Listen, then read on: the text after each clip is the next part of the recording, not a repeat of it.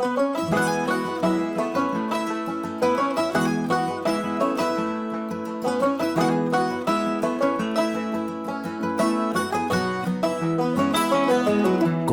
d'ací i d'allà, històries per aprendre valencià i anglès i redescobrir els contes de sempre amb una mirada nova. Totes les històries tenen moltes versions.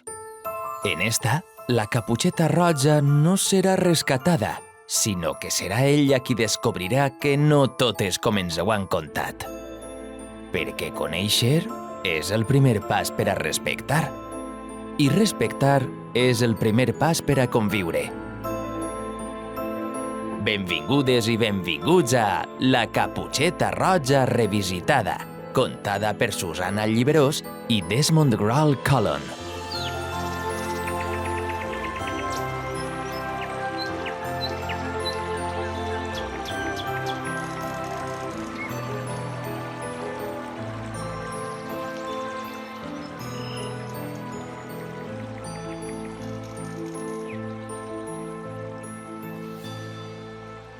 Això era i no era una xiqueta que vivia a la vora del bosc. Tots li deien Caputxeta Roja, perquè sempre portava una caputxa roja, clar. Al poble tots li posaven noms segons el que duien. El del barret, el de la bici, la del cabàs, i ella, com que portava sempre una caputxa roja, just a la fusta. Her real name was Julia, but everybody called her Little Red Riding Hood. Caputxeta Roja. That's how you say it in Valencian, right? Exacte, Desmond. Un dia, la mare de Júlia, de la Caputxeta Roja, li va demanar que portara menjar a casa de la seva iaia, que estava una miqueta malalteta. Tenia la Covid i no podia moure's del llit. Caputxeta va agarrar el cabàs i començar a caminar. The basket had soup, fruit, and a note. Don't talk to strangers. So, Little Red Riding Hood walked into the forest. El bosc feia olor d'humitat i de fulles. Els pardalets cantaven, les branques ballaven al compàs del vent, però entre els arbres hi havia alguna cosa que es movia. Una silueta gran, pèl gris, ulls vius. Era el llop.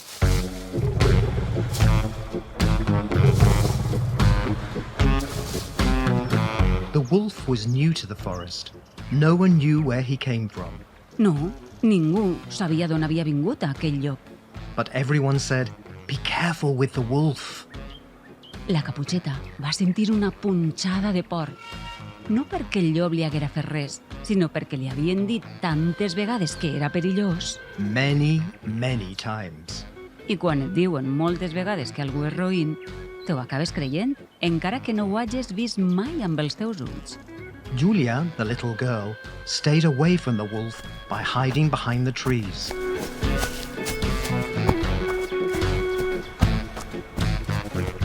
Tot fugint del llop, la Caputxeta va arribar a casa de la iaia, suant i amb el cor que se li neixia per la boca, i li contà el que havia vist. La iaia, que ja havia viscut molt, li preguntà: «I què t'ha fet el llop?» «No res». Nothing. «Aleshores, per què tens por?» That night, Little Red Riding Hood... Caputxeta. Yes, she thought about the wolf.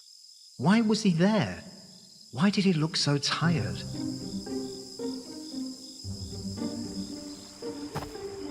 L'endemà va decidir passar pel mateix camí i allà estava el llop, assegut a la soca d'un pi. He was quiet, just sitting there. Caputxeta es va acostar a poc i li va parlar.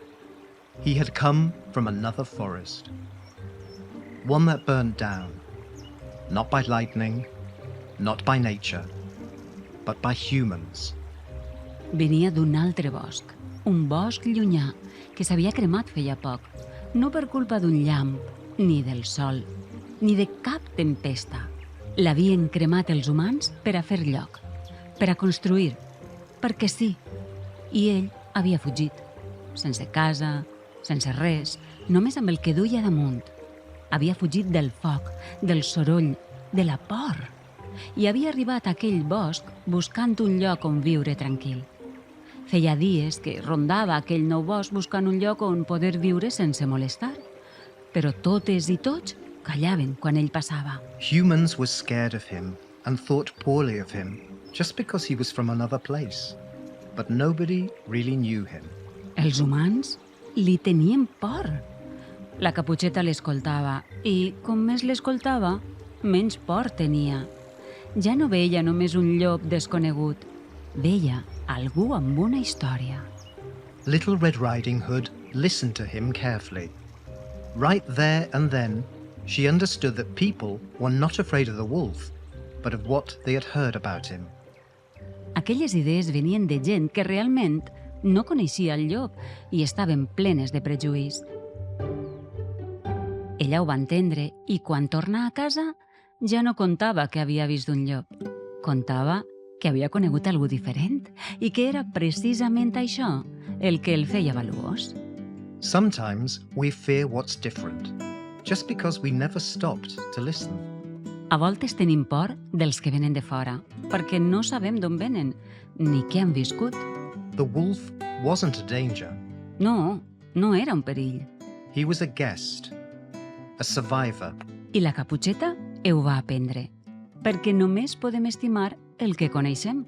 I conèixer vol dir respectar, comprendre, mirar, escoltar i no jutjar abans d'hora. That's right.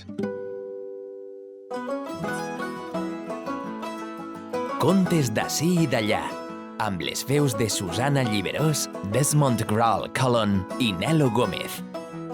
Una producció d'Ambra Projectes Culturals per a la plataforma Apunts de Llengua, impulsada per la Corporació Audiovisual de la Comunitat Valenciana i la Conselleria d'Educació, Cultura, Universitats i Ocupació de la Generalitat Valenciana.